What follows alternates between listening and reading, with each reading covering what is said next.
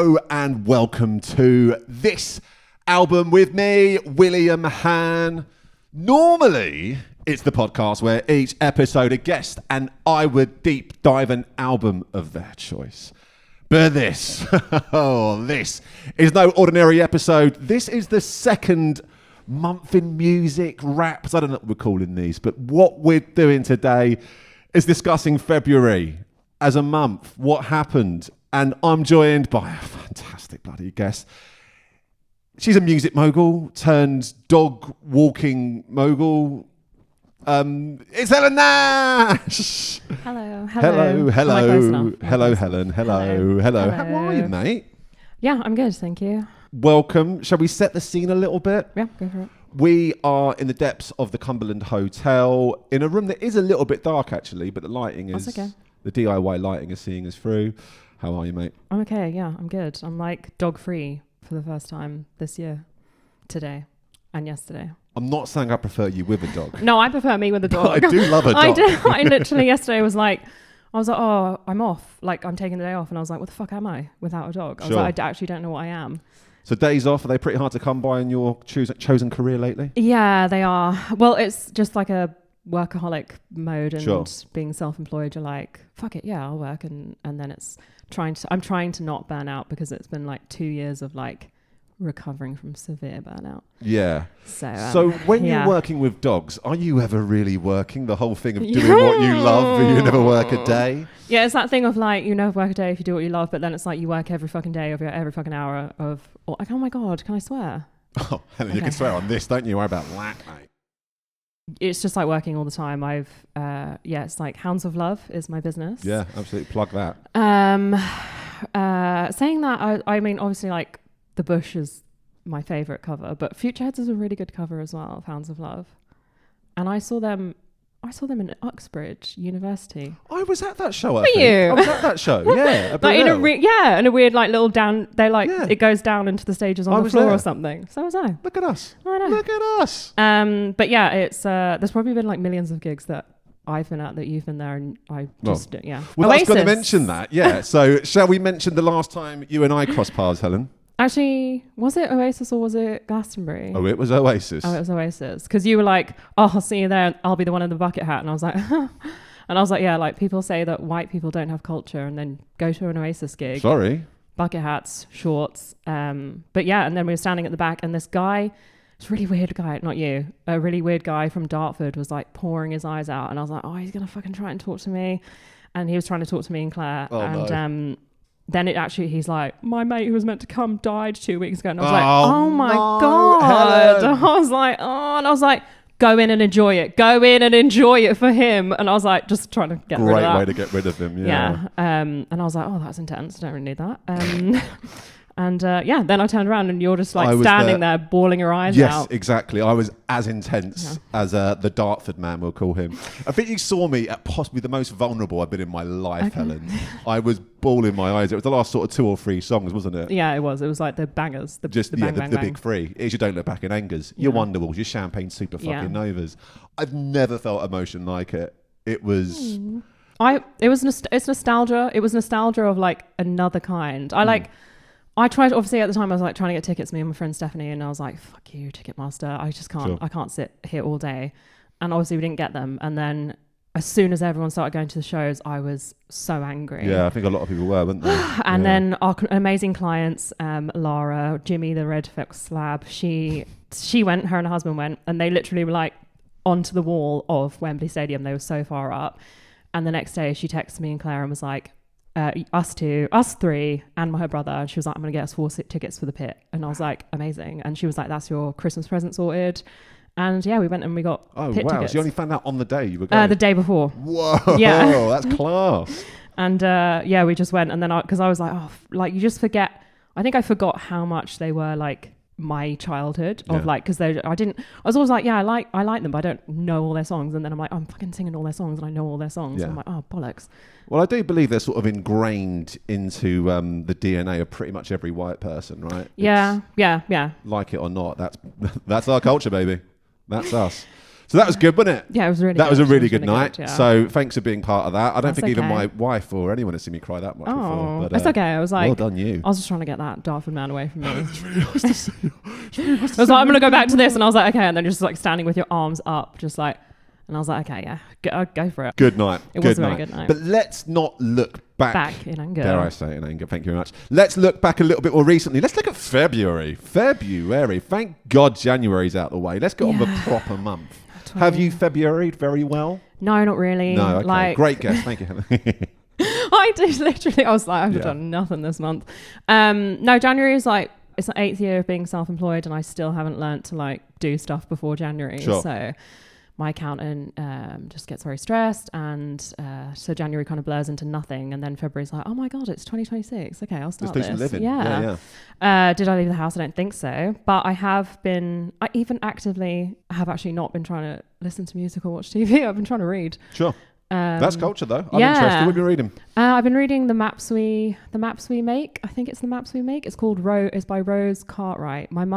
Kate took my mum to a talk, and it's about mental health, trauma, and psychedelics. The big three. Yeah. It is literally that's my entire life. Mental health, trauma, and psychedelics. I can get behind that. Tell me everything about this, please. It's about using psychedelics to heal trauma and mental health. And it's kind of, I actually messaged the author on Instagram, and she replied, and she was like, because I said to her, I was like, I've actually, like, this book is amazing. I don't read. Yeah. Like, I read on holiday, it'd be like that one book a year. Yeah, sure. And other times I'm like, I've got other shit to do. And it's like, I'll just watch the same Office episode, like, again and again and again. Yeah. And I find it really hard, but I'm trying to, like, get a better, like, sleep hygiene. So I'm, like, reading. And it's the first book I've picked up, and I've been like, oh my God, I don't want to put it down. I am really slow at reading, though. So it's like, oh no, it's page 5. This is crazy. I've been reading for hours. And it's about her journey through her mental health and like OCD and stuff. And she actually, the book before this became a TV program called Pure, and the book is called Pure, and I need to watch that on Channel 4, because then when that came out, loads of people were like, oh my God, this is amazing. It's like your journey of OCD and stuff. And she was like, shit, like I'm not cured. So everyone thinks I'm like done, and it's not. And she kind of went on a journey with mushrooms and like psilocybins. That's the magic mushrooms. Okay. And I actually messaged her, and I was like, I have been on a similar journey in the last few years myself. And I was like, I genuinely think it's changed like my brain for the better. Right. For really good. So just that from the book, or from taking a bit of mushrooms yourself? For me, taking mushrooms myself. Yeah. I was like, I don't really drink booze that much anymore. Just like, you know, I'm out for like 5 days later, and I'm like, fucking hell. But mushrooms is just like, I think it was probably like 3 years ago, started going to gigs with somebody and taking them, and I was like, wow, I can feel it. Yeah, it's a and lot like, of fun. It's right? so much. Yeah. It's I work for myself, so this is fine. Sorry, I just realised. No, right. I mean, I've got a few anecdotes to share about mushrooms, which I probably will take out the podcast. Yeah. But I'm going to tell you a funny one, right? Yeah.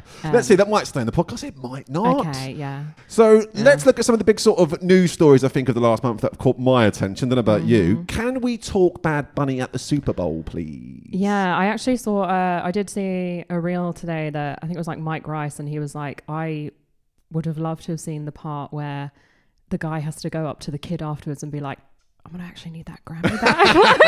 I'm going to need to take that Grammy back. That's so funny. A lot of people thought that was the child who was taken by ICE, but it wasn't. It was just an actor who looked very similar. But yeah, so I admittedly, I was like, in my head, I was like, I'll watch it before I do this podcast. I have never watched the full Super Bowl. No, but to be honest with you, I've not watched the whole thing. I just watched clips. Oh, no, yeah, I just watched clips because I'm like, I'm getting the gist. Exactly. I'm a gist catcher. Yeah. I'm like, I also, not a huge but like I've never really listened to him. I bet I would like it, but I've never really been super into it. So I don't know any of the songs. So I was like, but it's saying that even when it was Beyonce or like Kendrick Lamar or something, or like Dr. Dre, I didn't watch the whole thing. I just watched the clips. But yeah, I'm really happy he did that. And I think it was, I don't know, that's just not.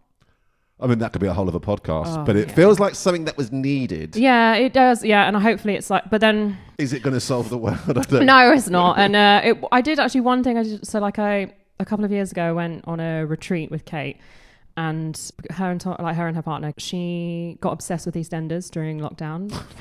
They were still living in LA at the time, so they were like, I get it. And also, I think EastEnders at the time was like, because of lockdown, they were doing filming and it was only 2 people in the room. Right. And Kate was like, what people don't realize is like soap, like actors are amazing because it's like they have so like much to work with every single day. Yeah, they knock it out. And she said that it was like the 2 people filming by themselves was just really crazy. But yeah, so she became obsessed with EastEnders and then like met loads of people from it.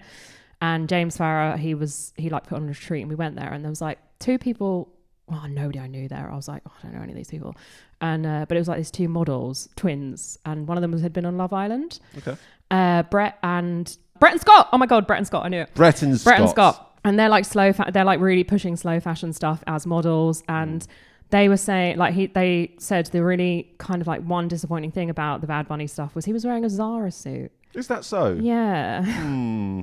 And so close to getting it right, wasn't he? So close to getting it right. I know. I saw that, and then I was like, it's like, for some reason, for about 2 weeks afterwards, you get everyone's take on everything. Yeah, of course. And you're like, I don't need anyone's Here we are, guilty as fucking charged.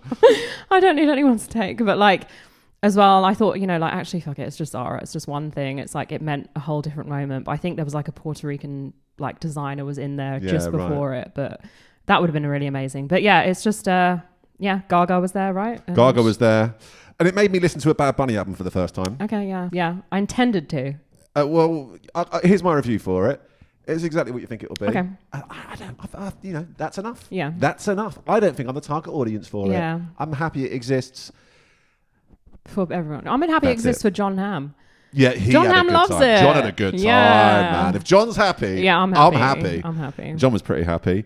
Can we discuss another thing that caught my attention the last couple of weeks? A very nice news story from that horrific music industry. Yeah. PinkPantheress has been awarded the Producer of the Year by the Brit Awards and is the first woman to ever be awarded that. That's amazing. Can we give a shout out to PinkPantheress? When did that happen? And women in general? Last week. Sometimes they do a couple of early ones, didn't they? Yeah, because it's not just this weekend, isn't it? Well, this is it. We've timed this quite badly in hindsight, haven't we? I did think last night, I was like, shall I be like, I want to do Brits shit. Yeah. I mean, I thought the Brits were on last week and I thought, oh, perfect, me and Helen can chat about it. And it wasn't the case. Yeah. But shout out to PinkPantheress. Oh, yeah, that's amazing. I love her. Yeah. Pretty sick. Yeah. Have you heard her recent single with MJ Cole? I have not, no. It is so good. It's like a remix of Sincere, UK Garage Classic. Yeah. It's fucking sick. Okay, I need to listen to it. I only have recently seen her around from interviews. Yeah. I heard her name, but I didn't know what it was associated with. Yeah, sure. And then the interviews when she's like... Hell of a vibe, right? Yeah, and I'm like, hell of a vibe. Yeah, we're into that. Actually, Brits, International Artist of the Year, I just want it to be CMAT. That's my one take. Already a nation... Well, not our nation's princess. She's Irish. She's we're going to have her as our own, though? We're going to claim her a bit? I have an Irish passport. I'm Irish. So one of yours. Yeah. One of yours. I love her. She's amazing. So tell me a bit about your love of CMAT, please. I basically probably 4 years ago, a client of ours, I walked their dog Lachlan. Jenny, she gave me tickets to CMAT and I was like, oh, I'd never heard of this person. Like, oh wow. And this was like previous album. And I didn't go. Didn't fucking go, which I really regretted, but then I started listening afterwards. It was like literally like, I've got these tickets tonight, do you want to go? And I was like, oh, I'm in Harrow or something, I don't know. I have 5 dogs. Yeah, I'm tired. And so then I didn't go, but then I started getting into her. And then actually, I think it was like last year was it summer? This last summer when they made the decision of the definition of a woman and there was a massive trans march the next day. And me and Kate went. Kate had a broken foot. She always got a fucking broken foot. She broke a toe or something. That woman. I know. And so we went and then I turned around and I was like, is that CMAT? She was like, yeah. And I was like, oh, okay. And I was like, can you fucking introduce me? I was like, we're just standing there talking. It's like loads of people. And I was like, I think I know her. Yeah. And I just love her. I just like, she's just real. She's just real as fuck. She's class. Yeah. And amazing to see. Like, comedian on stage. She's drowning in charisma. I saw her twice last year. I saw her at Truck Festival and I saw half of her set at All Points East. And her song, Jamie Oliver Petrol Station, bang on. Jesus Christ, I think it's my song of the year last year. But in that, because it's also like, take a sexy picture of me, that the whole gist behind that of like, I love her. Take a picture of me is like, oh, everyone was talking about my comments, and then she's like, fucking hell, imagine your dad was Jamie Oliver. The duality of human conditioning. Yeah, we're all imperfect, aren't we? Yeah, but I saw that he followed her the other day, Jamie Oliver. That's a touch of class. Yeah, that's a touch of class. He's got a bit of thick skin about him. Yeah, he's probably heard worse than that, though, isn't he? Yeah. He's yeah. And also, it's a banger. You see through it. Yeah, it is a banger. You know what I mean? But yeah, as she came out at Glastonbury, so she was on main stage, which I tend to avoid. It's very rarely satisfying watching a band of people. Yeah, I was saying that. Alanis Morissette was really good, yeah. But that point of the day, it's different though, I think. Yeah. By like the second, third from the last, you're in good hands. But she came out and she literally is standing there and then instantly just like, as she starts the song, falls straight onto the floor, like purposely. And I was like, she's a fucking comedian. She's hilarious. And she's just so good. But then that, I think, potentially had to leave that early because I was going to see Fat Dog, which then I saw you at. Oh yeah, you did. Yeah, I forgot that. Yeah. It was hot, wasn't it? Fucking hell. I remember your sister really struggling during that. Bless her. She always looks really red. But then actually after that moment, when that was another mushroom moment, and then I was fine then, and then I took more on the way home from that, and then on the way home, going back to the fucking tent. I call it that. Going back to the flat quickly. That's what I used to I'm going back to the left field, and because we actually camped behind the left field stage, and on the way home, fucking lefties. On the way home, well, it is great, but on the way home, and you're just like, I was begging people to put sun cream on, right? And I was like, for good fucking reason, because it was just like, everyone's too red, everyone's too fucking red, and Claire was actually asking me to stop begging people to put sun cream on. They're adults, they've got this. And then came back because I don't like, and when we'd got there, there'd been no one camping around us, and I was like, is anyone near us? Has anyone camped near us? And she was like, no one's there. And I got back, it's fucking full. It's like completely full, and like the Lamborghini girls are like camping, setting up their tent near me. Oh god. They're like near the entrance to our tent, and I was like, and I just was like, and Claire was like, you're so rude. And I was like, I just literally was like, I have to go into the hot tent and sit there and like have a nap. And then I got up and they'd been trying to speak to me, and I was like, I am really sorry about before. I was like, how do you politely tell a Lamborghini girl to fuck off? Not right now. I literally was like, shut the door, Claire. And Claire's like, there's no fucking door on the tent. But yeah, they're lovely. They're amazing. And watched them play at left field, and that was just amazing. Yeah. Again, saw them at Truck this year as well. Loads of fun. Yeah. Loads of fun. We like Lamborghini girl. Yeah, I love them. Any other thoughts and feelings on this? This is Brit Awards up and coming. No worries if not. But I don't actually care. No, I do. I don't. I have been to the Brit Awards because Kate won one year. I did actually think about that today, and I was like, do I remember anything from then? And we got to the table, and there's like a whole huge, massive like bucket just full of booze. So it's like free pouring, and I'm like, oh, I'm 17. And what's the worst that could happen? Worst that happened, I turn around and girls are louder there, and I'm like, well, now I can't eat dinner. Yes. I can't eat dinner because like they're the size, and I'm like, oh. So yeah, got very drunk. Has anxiety been a problem in most of your life, Helen? Yeah. Saying that, girls are louder there, and then later on that night, Paul McCartney played, and Steve Nash of Nash Family, my dad, standing on the table with Sarah Harding dancing to Paul McCartney. Me.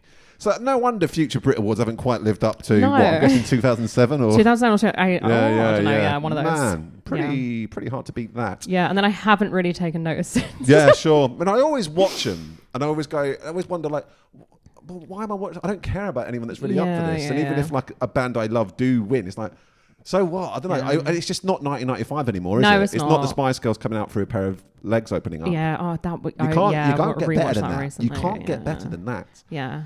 Have you been to any gigs this month at all, Helen? I haven't. I have. Okay. I've been to a couple. I've had a few really good ones. Okay. I thought you weren't going to gigs because you were moving house.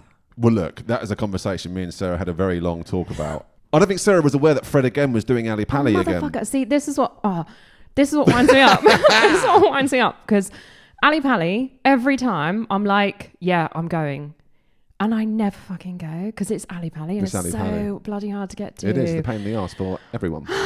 And I just don't know why. I don't know. I know literally so many tickets. I'm like, on the day, I'm like, I did this with Turnstile. Sure. And I was really angry with myself because that was like my most listened to album last year. Big album. Big band. Yeah. Caught a bit of them at Glastonbury, but I didn't go to Ali Pali, and I was really angry with myself. I'm angry at you a bit, Helen. I know that. I'm a little bit angry at you. Just like you will be angry at me the most of my entire life. Sure. Like, having worked in live music definitely made me like very blasé about going to gigs, and it'd be like, oh, I can't really be asked to go because that's like, ugh, whatever. And then whenever I go, I'm like, oh mate, you love music. What are you doing? You love live music. Why you actually love it? So why are you just like, you feel alive again? And I'll be like, yeah, but it's cold outside. Yeah, but it is February. Yeah. But yeah, so I am actually very jealous of that. Yeah. So basically, like, the plan was to not do anything all month. And then Sarah, we had a really difficult house move. Like, fuck, it has been a pain in the arse. And Sarah was like, I think we need this. Okay. Let's try and see if we can't make something happen. I was like, well, Lauren does work. Oh, Lemon. Let me try and see if Lauren can come through. And she's like, because my wife works at Vogue. Pretty cool. She asked a few people at Vogue. And we basically managed to get 2 tickets each. Nice. We both came through on like a really hard ticket. Yeah. We had to pay for them still. It's full price for the ticket, but like we got them. Gold dust tickets. So me, Sarah, and our friend Roma and her fella, we went. I saw Fred again a year or two back at Reading, and it was really good. But it's full of 16-year-olds being quite annoying. You forget it's every Reading, time, though, right? Reading. Yeah, exactly. I know. And I was a bit apprehensive about going there because I'm 39, Helen. I'm nearly 40. And I was like, can I go there and not fill out a place? I'm 6'5". I'm lanky. It's full of young people. Let me tell you, the vibe in that room was really, really solid. And it was a real mix of age groups and stuff as well, which I was very pleasantly surprised by. And I think it was deliberately undersold. Okay. So I was expected to fight for hours at the bar, fight for hours at the toilets, and like be packed in like sardines. It was the fucking opposite. I genuinely think he deliberately undersold it to keep the vibey solid. And it really was. The light? Yes, I'm sure anyone listening would have seen it on their social media. It was like this big installation fabric in thing, it. Yeah, but it's like a jellyfish or something you're raving under. Yeah. I think what he's done that last week and this weekend has just been absolutely spectacular. Yeah. Like, actually, so a friend of mine, Aaron Malhotra, I'm pretty sure he is like production side of all the touring that he's done with Fred. Well, tell Aaron he's absolutely smashing it. Yeah, he really fucking is. Like, have you seen On Top of the Roof? It's the rooftop one where it's Fred and he does like a whole gig with just all of his friends. Yeah, of course. Like Aaron's rooftop. Yeah. But yeah, I don't know what he really does. And because I know Lauren Clifford. I know, they don't, but yeah. Yeah, Marie told me like recently, I'm so slow with like Harrow news and I don't know what anybody, like, and I always get like updated whenever I see friends and I'm like, oh my God, okay, that makes sense. But yeah, so who was there? Was it everyone, that was the Streets Night and JME and Orbit and like, it was Underworld. Fucking Dreamland. It was insane. It was like proper once in a lifetime experience. So I'm so happy That is in my notes. Streets, Underworld, Ali Pally, Mike Skinner, Glasgow 24, True Colours. I have a story about me and Mike Skinner. Tell me your Skinner story. So Glasgow 2024. What a year. Yeah, it was a good year actually, banger. Yeah. 2024 Glastonbury. Actually, one other thing. This year, which is something I've been to Glastonbury a number of times in my life. First time was Kate played Park Stage and so we got free. It was a 2007, I think, 2007. Incredibly fucking muddy year. Yeah, it's a muddy one. Oh God. And I had like an outright tantrum in the middle of the mud. Like I got stuck and like wellies, you know, when it's like and you're like, I can't get this boot out. And I was stuck and I was like, I can't believe people fucking pay for this. And I just started screaming and Kate was like, shut the fuck up, we're going. And I was like, okay. So, and then like it's been on and off for years and I've always been very lucky and privileged to get there. But I finally got it this year. Yeah? I finally enjoyed it. I felt like I've really enjoyed smaller festivals because honestly, mate, you're at Glastonbury, like, let's go for a fucking walk. Oh, Jesus Christ. All we ever do is go for a walk. All we do is go for a walk. And like, I don't want to be one of those white people who's like, well, I've seen how many steps I've got. But, you know, I did have my Fitbit in my bag. And I actually saw something outrageous in the summer. No way. An influencer had Strava'd their day at festival. We've lost a cushion. Oh my God, in a glass of water. Had Strava'd their day at a festival. And that felt really disgusting. I don't like that. I really didn't like it. But yeah, so, and this year was like 2024, perfect weather. Perfect, because it wasn't too hot. This year was too hot. Too hot. But I finally was like, I get it now. Yeah. And that was based on Mike Skinner's groundbreaking that was 2024. Mike's that was a fucking great performance. But yeah, so anyway, we're backstage before he goes on. We're in a BBC tent or something. There's like a cow bench over there and Kate's like, take photos of me. This was even pre Kate's OnlyFans, and she's like, take photos of me and like bum out on the cow bench, and I'm like, yeah, okay, cool. Anyway, she's gone off to like do some interviews, and I'm sitting there, and Cyndi Lauper is on TV because she's on the main stage, and Mike Skinner is just like, Ruthie, his representative, was there, and I know her. I was like, motherfucking Ruthie, I haven't seen you in years. And that's kind of what Glastonbury happens a lot. Like you don't bumping into people. On out of nowhere. Like the amount of people who are there, and you bump into someone you fucking know and you haven't seen for years. Sure. And as someone who is no longer in the music industry, it ends up being like, oh my God, like loads. And always a Harrow person. You always see someone from Harrow. And so saw Ruth, and then sitting and watching Cyndi Lauper, and it's True Colours, and I start singing True Colours, and then as I stop... Singing it well, or...? Singing it well. Always singing it well. Yeah, I can sing it well. That Nash blood, yeah. And as I stop, Mike finishes my sentence singing True Colours, and I was like...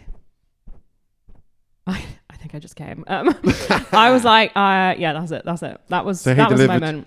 Like a rainbow. It was like, and I see you.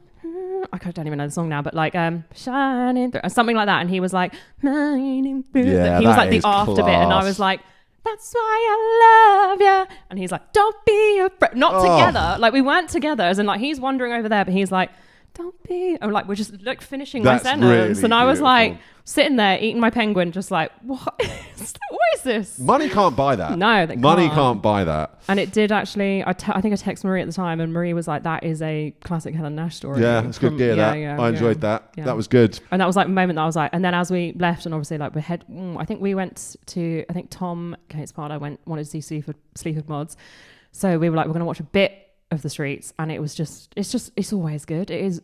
You're in such good hands, aren't you? Yeah, he knows how to work a crowd. Yeah. Loads of chaos. Yeah. Like everyone actually, I think Reading one year, and it was like everyone get down. I was there. Yeah. It was like 06, wasn't it? I think. Reading? I don't know, but it was like everyone bent down on it. That was my first Get Low, actually. Okay, Streets at Reading 06. Yeah, that was pretty special. Yeah. Oh man.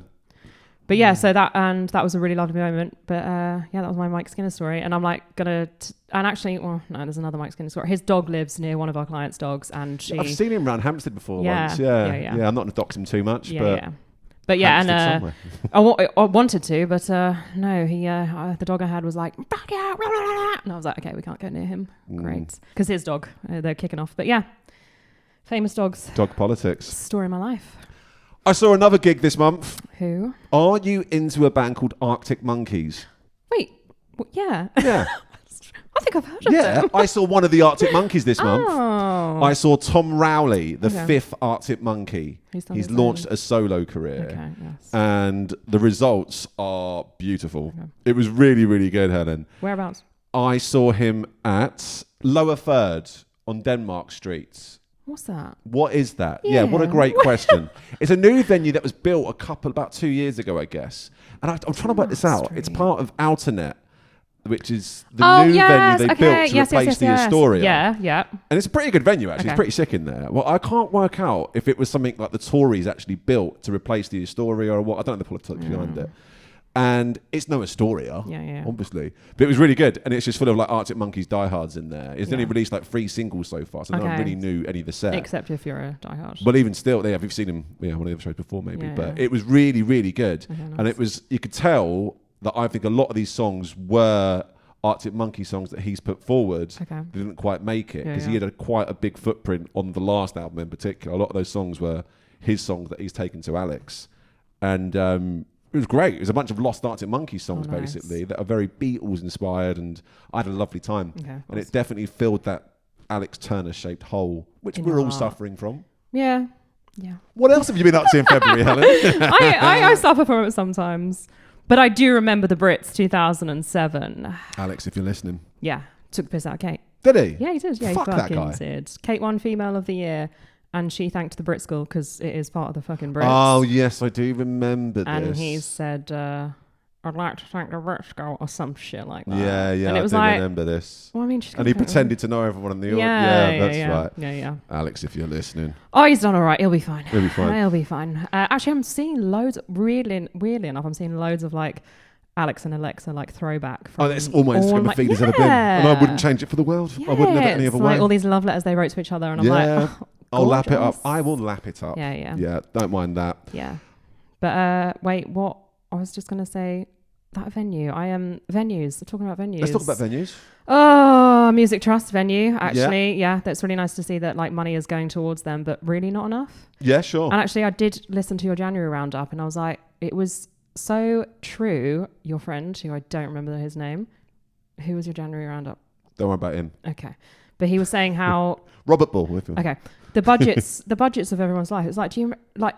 I don't think anyone is going to understand like our era of growing up in music. Yeah. Like being able to like, oh, it's Tuesday, I'm going to go to like the fucking good shit, but I'm going to pay £5 to get in, and I'm going to see Jamie T and like, you know, all this shit. And it's just a venue. It's like, I bought a Harry Styles ticket. It's like £100 or something. Last year, Beyonce was like 120, 130.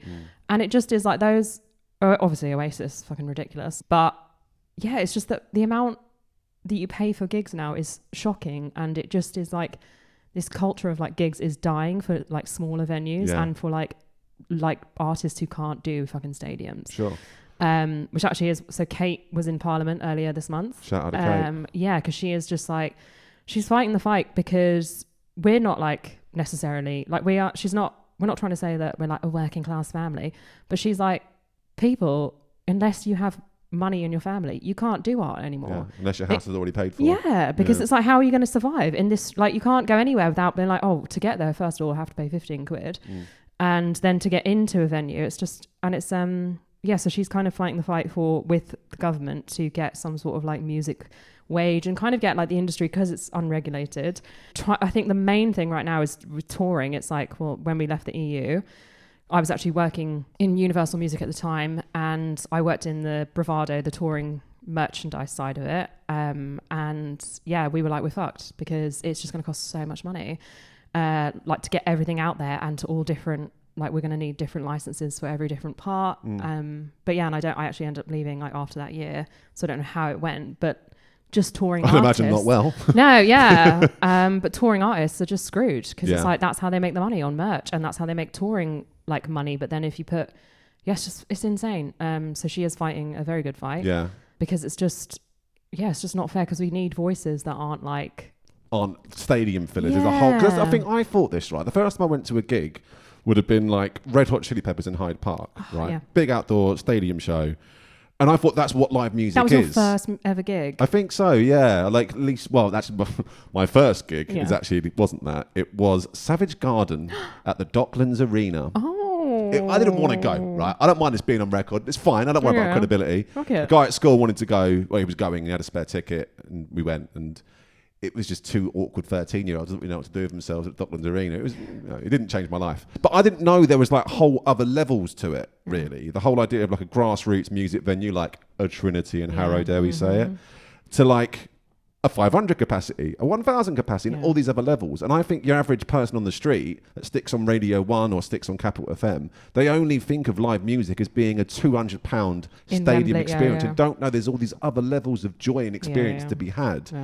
Because they think you've got to spend 150 quid to experience live music. It's going to be a whole weekend. It's going to be like, that's a whole weekend. It's literally like, budget-wise, is like, that's a holiday, essentially. This is it, exactly. Yeah. My theory was, I was saying on last month's episode, was that like that much money designated to one experience, that's someone's live music money for the year gone, which means they can't go to a show at a Lower Third or an Out and There or whatever it might be. Because you're still, a minimum is like you're spending 30, 40 quid anyway, still just going to a show like that. Yeah, exactly. Yeah, it's crazy. And I actually just, it made me so like sad about that era of like, not sad because it was fucking great, but like, but it's lost. It is gone. It's totally gone, because all of those venues are gone. Like so many venues are gone. And the disposable income to go to those things as well. Yeah, because it's like, you know, now it's like I actually have to think about, oh my God, getting there is going to be like my whole budget for the night before. Because you go and you'd be like, pay £5 and be like, I can get one pint and go home. Yeah. Yeah, it's really sad. And it just makes me like not worried about the future of music, but it is like the future of music is like, oh, you go viral on TikTok and what does that mean? That's where live music lives. Yeah, because it's and I can say from experience, right? I've gone viral once. I had a TikTok of mine get 250,000 views. Nothing happens. Nothing. Did you not sign up for like the TikTok influencer and start getting stream money?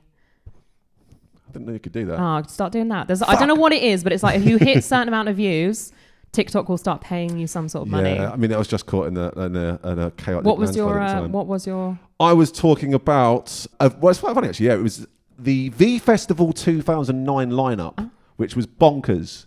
It had. Did Peter Andre play that? He's probably the only person that didn't. Okay. It was Oasis. Oh. It was Taylor Swift. I've seen this. It was I've Calvin seen Harris. this clip. Everyone's seen it. 250,000 views. Don't worry about it, mate.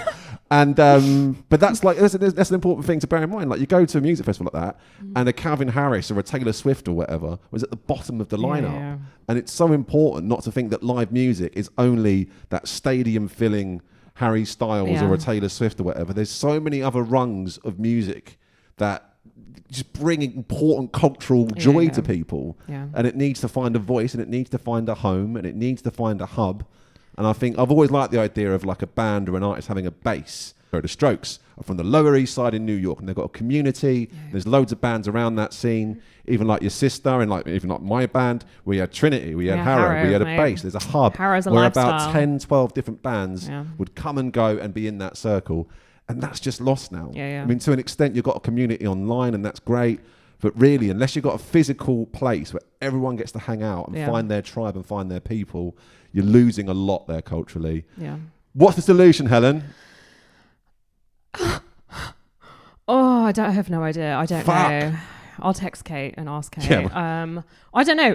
I'm just not. Get her to send a voice note in, would you? Yeah, I will. Yeah, I was going to get Matt to do one for you. Yeah, that'd be good. But yeah, I will. I don't know what it is, but I am actually not worried. But it's something in my head. I'm like, what? Because as well, like now when I think about all these like artists who from all that era are like bringing out their own music and shit like that. It's just also all bringing out new stuff. It's like, when are we getting? I suppose we're just older, but like because of younger artists and stuff like that. And I don't know. It feels really lost and sad. And I suppose online is connecting people, but it's also like tearing people apart. Speaking of people getting torn apart, I watched a film this month. Which one? I watched a film. What film? Very culturally important film right now. I watched a film called Wuthering Heights. Oh, I thought it was going to be Melania. No, I was trying to do a segue there. That's what I had. It's all I've got. That's okay. I watched Wuthering Heights because that's what a real man does. That's what a feminist does. He watches Wuthering. I watched Wuthering Heights, and I watched it in a very Helen Nash way. Why? Oh. I watched it at dog-friendly cinema. Oh, wait, did you bring Womble? Of course I did. Okay. Me, Sarah, and Womble. It was at the Picture House in Notting Hill. Oh. And I like Picture House. My parents are members of Picture House. Shout out to Picture House, man. If you're listening, guys. I love it. Yeah. Did Womble say anything during? I don't know what Womble did do. You know, like fold up sort of cinema chairs, theatre chairs. You know what I'm going with this. She's not heavy enough. She hasn't got enough weight on her, and sure enough, she's sort of like she was sat there having a nap, and suddenly found herself sort of sliding on the floor, going, "What the fuck happened?" She was like wedged in between the chair and the seat. So that was pretty fun. Okay. But Picture House, if you're listening, you need to adjust your seating. Yes, just get some weights for the dogs. Get some weights for the little dogs. And was it good? That's a good question. Was it good? I enjoyed the cinema experience at Picture House. Okay, yeah, I've been told that the cinematography, it's very good. Visually, it's nice. Well, it is. Visually, it's nice. You're on the Yorkshire Moors. It's going to look good. Yeah. Martin Clunes is in it. Okay. From Men Behaving Badly. Is he? He's amazing in it. Do you know who he always reminds me of? Tell me who he always reminds you of. Marie's dad. Is that so? ADM. I don't know ADM. Oh, fucking hell. How did she mentioned him quite a bit last time she was on. Oh, I drive. Oh, how did you not have Uri Slip? Drive back then, though. Okay. I've only learned to drive recently. Okay, yeah, because ADM is a driving instructor. Oh, I didn't know this. Yeah. So, like, most people in Harrow has That's what she mentioned. Yeah, been taught by ADM. And also, like, with me at the time, it would be like, I'd get in the car and it'd be like, let's go through every single music goss we can go through. Because it was like, Kate was at the time up and big. So, and he loved it. And I was like, I don't know how I learned to drive because I was just talking to him the whole distraction. time. Yeah, class. But yeah, so wait, Wuthering Heights. Jacob Elordi, very easy to look at, isn't he? Yeah, he is. Very handsome man. Margot Robbie, very easy to look at, isn't she? These are the two of the most beautiful people on the planet. Saying that, I will say, have you seen the video of her doing the Kate Bush dance on the moors? I don't think I've seen that. It's not great. It's no Marie Morgan. I will tell you that for free. No good. Have you seen Marie Morgan's Wuthering Heights? I'd be interested. You've never seen a Marie Morgan? It's her go-to dance, like when she's drunk. Sure. Yeah, it's very passionate, and Margot Robbie's was just not hitting my... The bar was too high for you, I think, by the sound of it. Yeah. It was nice, but it was not like... And also, I can't believe, did the soundtrack have Kate Bush in it? Charlie, wasn't it? Charlie XCX. Soundtrack was class, actually. Okay. Really good. Yeah, really good. But I just don't think I'm the target audience for that film. Yeah, I'm not either. But Charlie XCX, The Moment. Banging. So, yeah, I've not seen that yet. So have you watched it? I haven't seen it, no. Okay. And but Aidan Zamari, he's a photographer. I'm actually really happy with like how much like he's being pushed in it as well. Right. Because he and Charlie are like, I've known him for years. So Okay. he's done like photography for Kate and everything. And I've got a really good photo of all of us like doing a dramatic photo where I'm getting married. That sounds nice. Yeah, in a cottage, and it's like really intense. And I think Aidan is like screaming at me. Yeah, and known Aidan for a really long time, and he's like just from middle of Scotland, and he's just done so fucking well because he's now directed this film and on other projects and doing loads of stuff with Timothy Chalamet. Yeah, I didn't see Mighty Supreme. I did want to see that. No, same. Yeah, I Didn't want it. know. That seems like right up my street. Yeah, I do want to see it. But then also it has how many? It's not won anything.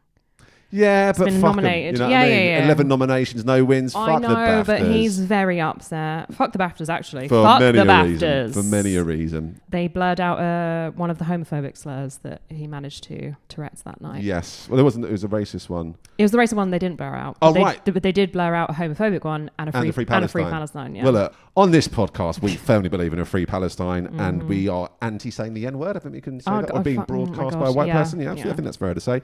I've enjoyed an album which surprised me this month. Are you familiar with a lady called Hilary Duff? Oh my God, I have Hilary Duff. Are you duffing as well? We're double duffing. We're double duffing. That's class. I actually don't know any of her music. I know her viral dance in New York. You know the maybe I'm thinking of Fergalicious. There's a dance of hers which was like went viral. You know more than me. I know really nothing don't. about Hilary Duff. I mean but you in that fucking Jesus cushion. Christ. You in that cushion. I know nothing about Hilary Duff, and I was quite intrigued that it looked very visually quite like grown up and cool. Okay. I heard it was good. So I did my due diligence. I have a podcast about albums. It's really good. Oh, really? You mentioned Cyndi Lauper. Yeah. Is it? Very Cyndi Lauper, very 1975 at their most poppy. It's very good. And there are some very vulnerable lyrics on it. There's a line about having a cheeky bit of masturbation because her husband won't look at her. Oh, she had a divorce, hasn't she? Or like a different... I don't know anything. I don't know much. But you know, she's like a mother, like millennial woman. Fair play to her, man. Yeah. It's like, it is genuinely really great pop music. So I'm there for I'm a Duffman now. I'm a Duff man. A Duff man. Is that Duff? That's Simpsons. There you go. Yeah, I have Hilary Duff Return to Music, but I haven't listened to it, so I should actually. I would suggest listening to it. Yeah. But then Two Extremities, really. I listened to her, really enjoyed that. I've also been listening to a band called Psychedelic Porn Crumpet. Yeah, they've released about 10 albums, I think. Okay. They're very much from the King Gizzard and the Lizard Wizard wheelhouse, I believe. Listen to the most recent one and their first two albums, and it's like Tame Impala, but louder and really fun. Okay. So that has been an experience. Tame Impala, I did enjoy their video with Joe Keery. I've not seen that yet. Oh, I like it because they're just like looking exactly the same. Sure. Yeah, I did like that video. Pretty good. Yeah. Okay. Yeah, and what I had? Oh, Mac Miller post hummus. Is that how you say it? You can say posthumous. I'm a vegan. I don't mind that. I believe it is posthumous. Though, okay. But fucking hell. For what it's worth, no judgment here. I've had to say a lot of words out loud for the first time on this podcast, and sort of words you read written down all the time. Posthumous. Don't worry. Save space. I've made some right fucking pictures. Say it one more time. No. No, for me. Posthumous. Okay. I hope I'm right. But yeah, what Thundercat and Mac Miller song just came out. I've not heard it. What's it like? What's the vibe? I mean, Thundercat is great. Thundercat's class. It's a vibe. But yeah, I just don't know how. I feel really strange sometimes about that. I feel strange. Don't worry. Because he had an album out last year as well. Another posthumous. Yeah. And I'm like, obviously there's like, if there's loads of stuff that's been written and it's like, get it out. But it makes me feel a bit like, oh, it's weird. Just a weird vibe. Yeah. I don't mind a posthumous release, in honesty. I can't think of an example of one I've gone, I really enjoyed that. But like, I know that like, say Alex Turner kills over tomorrow and a load of stuff in the vaults comes out. Yeah. It's like, I want to hear it. Yeah. I want to hear it. I know he wouldn't release it, but like, I'd want that. I'd want that.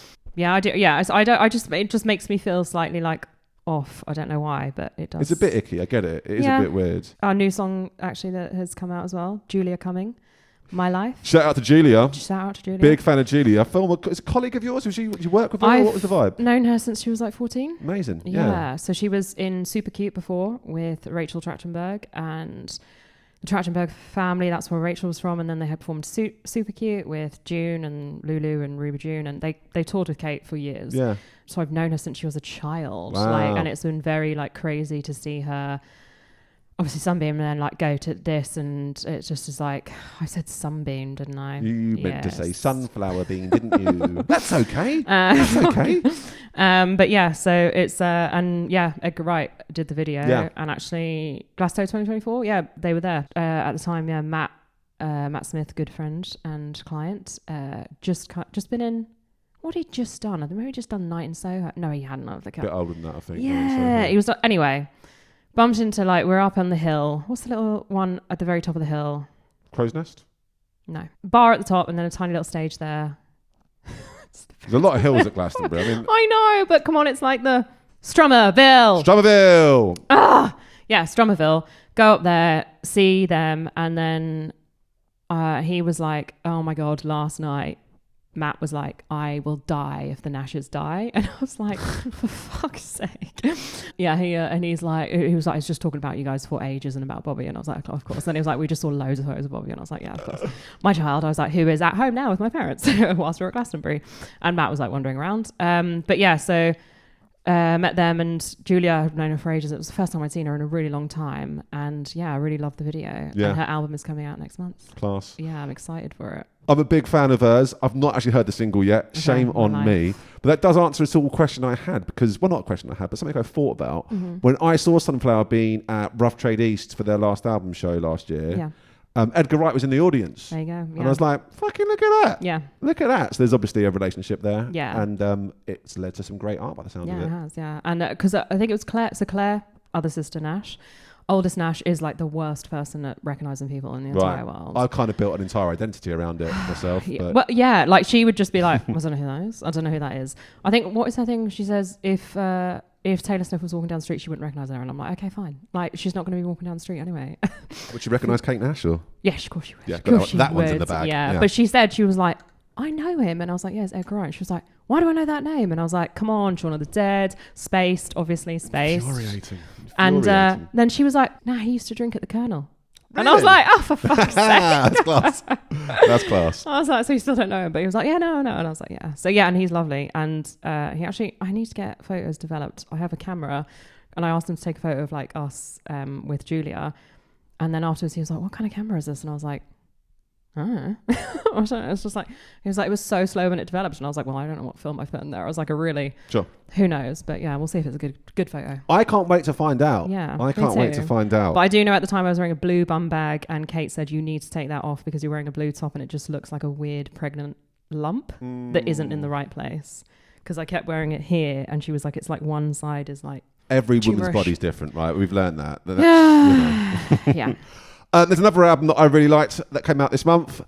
Peaches. Oh yeah, Have you heard the new Peaches album? Yeah, No Lube. So rude. What a title. Well, she did a collaboration with Erica Lust. I don't know Erica Lust. Who's that? So Erica Lust is a sex director. Shout out to Erica. Yeah, it's a female. No, I don't know who that is, honestly. Yeah. It's I do. I have a subscription to her website, and Erica. Yeah, the first payment that ever came out actually accidentally came on Mum's card via my PayPal. Mum was like, "What is this?" And I was like, What do you mean? She was like, what is this one? Because she's like reading her letters. And I was like, I need to pay you that money. I'll pay you that $69.99. Oh, don't worry about it. I'll get that for you. I was like, for fuck's sake, Helen. But yeah, so she's, I think Peaches did a collaboration with her on one of their films about no lube, about the use of lube. And the video is actually a bit gaggy because there's so much lube all over Peaches' head. Yeah, shout out to her. But I love her. It's a pretty full-on album. I think a lot of it is metaphorical about people just having a lot of. It's a lot of sex. Okay. There's a lot of sex on it, and I think it's more a metaphor for most civilians on the planet being fucked by a repressive system. Yeah, exactly. It's really good. It's really fun, electro-clashy, and I enjoyed it. Yeah. And a very provocative front cover. Yeah, I mean, the outfits, I love her. There's not much of an outfit on the front cover, let me tell you. I love it. I love all the pubes. Yeah, shout out to pubes. Anything else you've got there? What have I got? Oh, I did have, because I went through the whole of February and I was like, how does this feel like this is still February. Oh my God, Catherine O'Hara died. I was really sad about that. Yeah, that's a shame. She had a Terrier song. Do you know the Terrier song? I wasn't aware of it, but I became aware of it posthumously. Hey, how'd I do? Posthumously. How was that? That was good. Beckham feud. I actually... Ooh, let's get into the Beckham feud. Yes, yeah, please. I don't really know anything about it, but I was like, I'm not... So like Meghan and Marie are my go-to gossip people because I'm like, I don't know what that is. I don't know who that is. But anyway, so it started, I just saw loads of people talking about Beckham, so I was like, what's going on? And then like obviously he's posted on his stories and it's just sad. It's just fucking sad. It is sad. But it did make me listen to Cruz Beckham's music. I have listened to Cruz Beckham's music as well. And I think it's quite a fitting song for you. It's a song that has a terrible lyric about licking the toad and doing mushrooms. And there's one about Optics all I want is like good mushrooms and good head or something, right? Yeah. That is, so those two songs. So the new one he has, which I wrote down the good one, For Your Love. Is it good? Yeah, it's actually good. Is it good? Yeah, it's good. Oh, wow, sick. It's vibey. Like I was like, I'm shocked. Yeah. But then the other two, which are the Lick the Toad and Optics ones, I was like, okay, that's what I thought. But in his defense, it's a song written for a fucking 20-year-old, 21-year-old, like, you know, who doesn't know about the real world. Yeah. Sure, having good head is really important to you, of course. Yes. To be fair, yeah. I mean, to be fair, I said it out loud. And yeah, fair play. Good head and mushrooms. Fair play. But he's dating a 30-year-old. Yeah.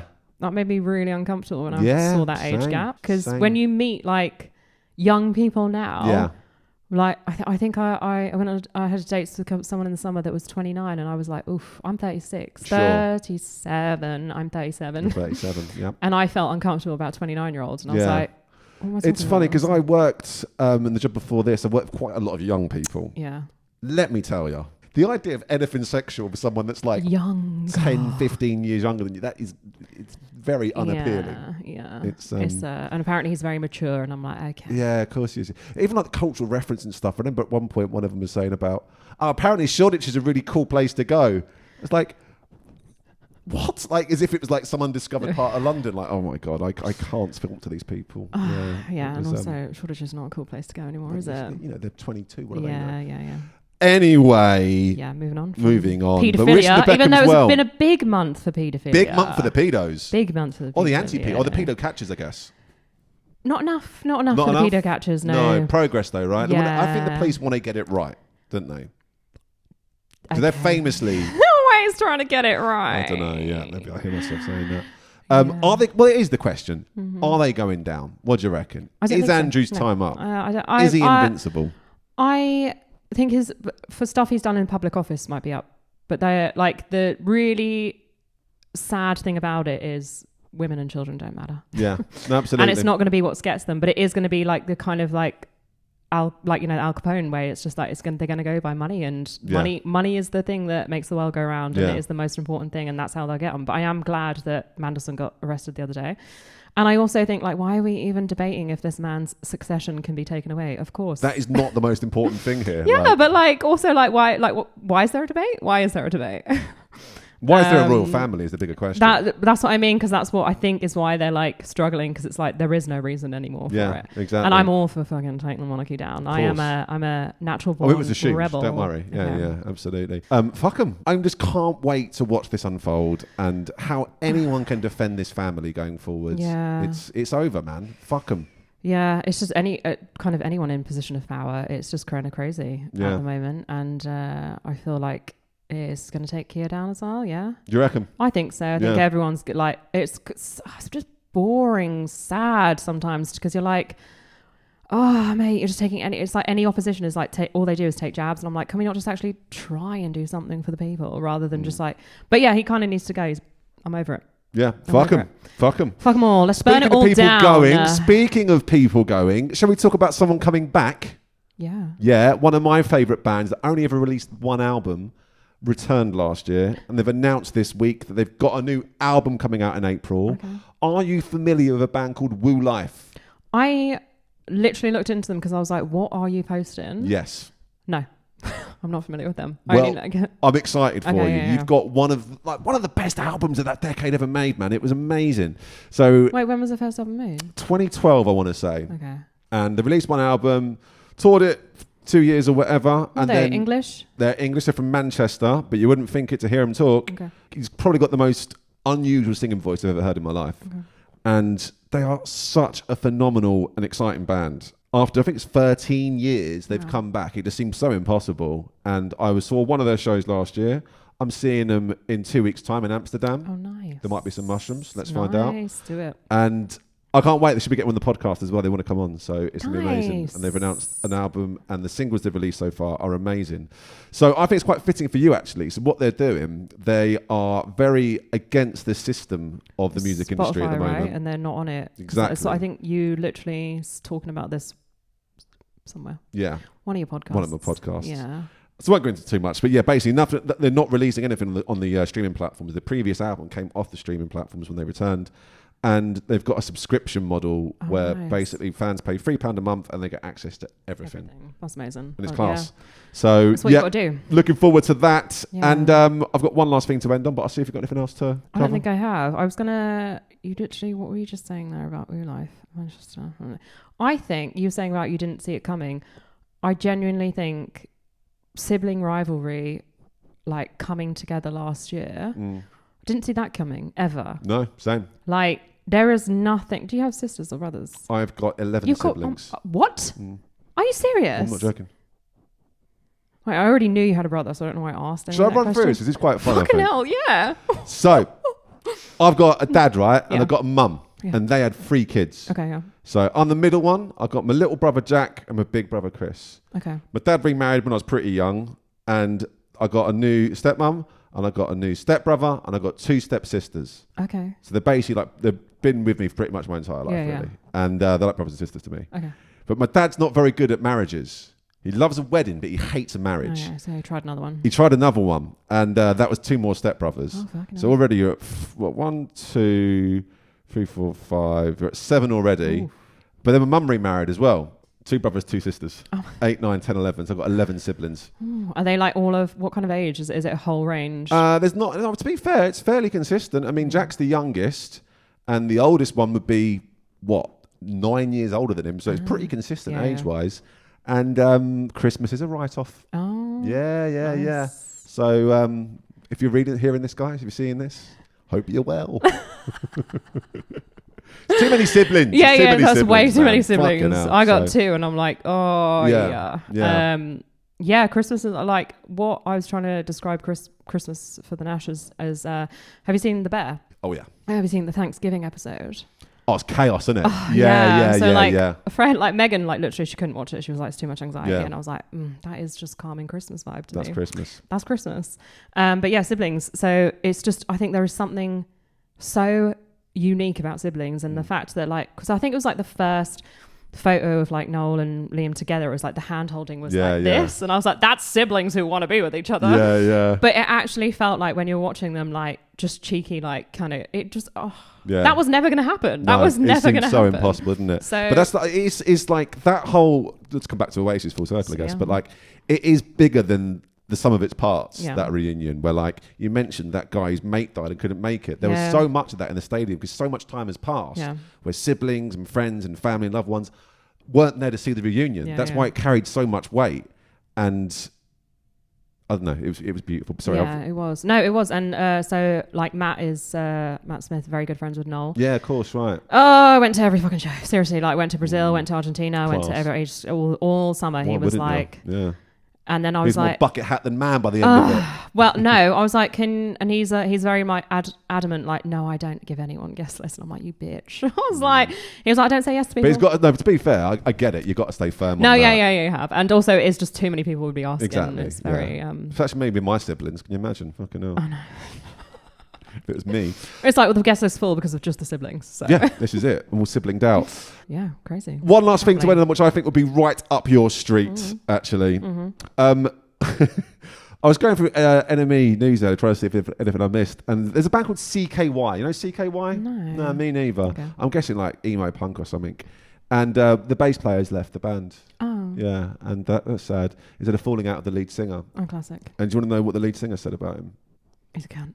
Well, I think it was assumed. He's been sacked from the band because he doesn't like dogs. That's absolutely fair. That is fair, right? Can you? Yeah. Could you imagine being in a band with someone that doesn't like dogs?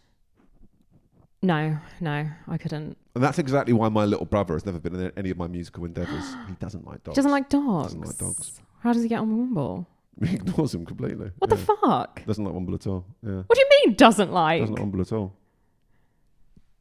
I just don't like it. I'm sorry to end this on a sour note. No, it's okay. But some people are fucked up. if anyone plays bass and likes dogs, CKY are hiring. Yes. Hello, this has been a right laugh, mate. Yes, thank you very very much. Thanks for having me. Any final thoughts, feelings, or emotions you'd like to share, or are you looking for new clients at Hounds of Love, perhaps? Oh God, no, so full. But I mean, dog training. If you're looking for dog training, that is Hounds of Love London. I will eventually get around to making my website. No, I've got a guy now. No, I don't think so. What is next? March. I was about to say April.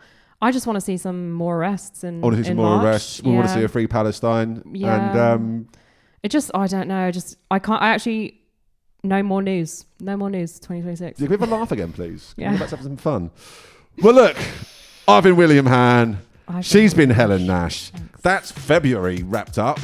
And this has been this album. Yay! Come on.